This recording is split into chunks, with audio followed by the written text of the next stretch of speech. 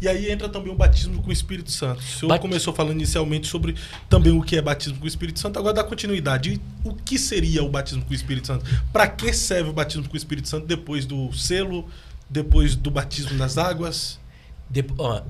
Selo, batismo no corpo de Cristo se dá simultaneamente, é tudo junto. Sim. Tá? Que é o novo nascimento, que é a regeneração. O batismo com o Espírito Santo, nem todos são batizados com o Espírito Santo. Mas o batismo com o Espírito Santo é para todos. Apesar de nem todos. Ele tem a ver com a salvação? Não. Mas o batismo com o Espírito Santo só acontece com o salvo.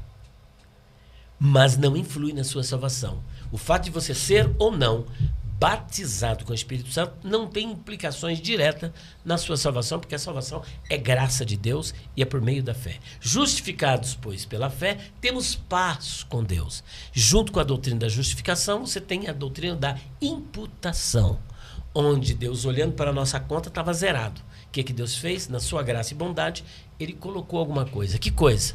O sacrifício de Cristo. E hoje você não deve mais nada. Tá? Aí, o que ocorre? Você pode ser batizado com o Espírito Santo. O que é o batismo? Uma capacitação sobrenatural que nós denominamos também como uma segunda bênção, onde o candidato, como prova de que ele foi batizado, o sinal é falar em línguas. Seria a evidência? A evidência. Não falou em línguas, não foi batizado com o Espírito Santo. Então a evidência maior é falar em línguas estranhas. Eu vejo como a única. Por que falar em línguas é uma evidência? Porque é bíblica. Vamos ver isso? Vamos sim. Atos capítulo 2, versículo de número 4. E todos foram cheios do Espírito Santo e começaram a falar em outras línguas conforme o Espírito Santo lhes concedia que falasse. Atos capítulo 8. Filipe está num grande avivamento em Samaria. Olha, que interessante, né? Filipe está num grande avivamento em Samaria e depois ele tem que ir lá para a estrada de Gaza, mas está num avivamento em Samaria e as pessoas, ali acontecia cura, acontecia milagre, estava acontecendo de tudo, pessoas eram batizadas nas águas, mas ele percebeu uma coisa, que ninguém era batizado com o Espírito Santo. Então o que ele faz? Ele, como diácono, porque ele é um dos 7 diáconos de Atos capítulo 6, que, diga-se de passagem, não é o primeiro grupo de diáconos, aqueles diáconos eram diáconos helenistas, mas diáconos hebreus já existiam, que justamente foram aqueles que sepultaram Ananias e Safira. Eram diáconos da igreja. Depois é eleito um corpo diaconal com 7 homens que eram helenistas, e entre eles estava Filipe, que posteriormente se torna um evangelista. E esse Filipe não é o Filipe apóstolo, mas é um evangelista, né? E então o que ele convoca? Os apóstolos. Quando ficam sabendo o que acontece em Samaria, vem João, vem Pedro, os apóstolos, para orar para as pessoas que ali estavam, para que recebessem o Espírito Santo.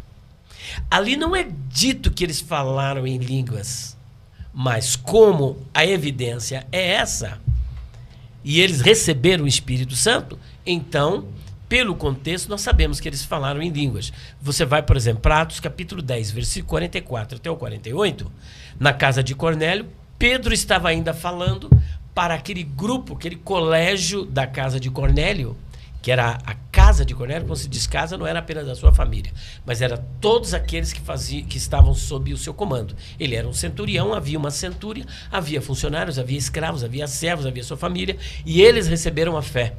Antes mesmo de qualquer outra coisa, eles já recebem o batismo com o Espírito Santo. E depois Pedro tem que se explicar perante o colégio apostólico porque a salvação era algo que estava preso apenas a uma experiência dos judeus, que a igreja do primeiro século é uma igreja judia, judaica. Era formado apenas por judeu. E depois o Senhor foi alcançando os gentios, inclusive Cornélio, se eu não me engano, acho que é o primeiro gentio a ser alcançado. Ali eles falaram em línguas. Quando você vai para Atos capítulo 19, versículos 1 a 6, Paulo encontra alguns discípulos e falou: vocês já receberam o Espírito Santo quando creram? Falaram: nós nem sequer sabemos que existe Espírito Santo. Então com qual batismo vocês foram batizados? Fomos batizados no batismo de João. Na verdade, João batizou o batismo do arrependimento apontando para aquele que vocês haviam de crer.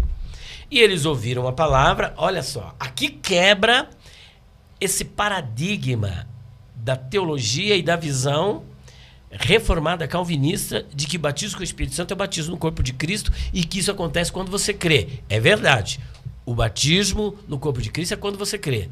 O Espírito Santo pode acontecer junto? Sim, mas o batismo com o Espírito Santo é uma experiência diferente.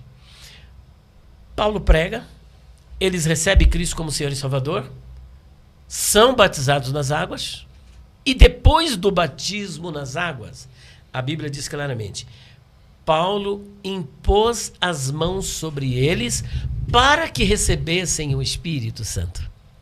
Ora, se o batismo com o Espírito Santo já é uma experiência em que é o batismo no corpo de Cristo, é quando você crê, eles creram. Eles foram batizados nas águas. Eles foram batizados no corpo de Cristo. Qual necessidade de Paulo, posteriormente, impor as mãos sobre eles para que eles recebessem o Espírito Santo, uma vez que eles já tinham, de acordo com essa teoria? Qual a necessidade? Não teria. Nenhuma. Nenhuma. Se essa experiência da teologia reformada calvinista está correta, então não tinha necessidade de Paulo impor as mãos. Não haveria. Mas depois de tudo, toda essa experiência que eles passaram, no corpo de Cristo, selo do Espírito Santo, terem nascido de novo, confirmados pelo batismo nas águas, que a imersão é a morte para o mundo e a emersão é a nova vida para Deus, precisou ainda Paulo impor as mãos sobre eles para que eles recebessem o Espírito Santo. E quando receberam, começaram a falar em línguas. Então aí é o batismo com o Espírito Santo. Quando falaram em línguas.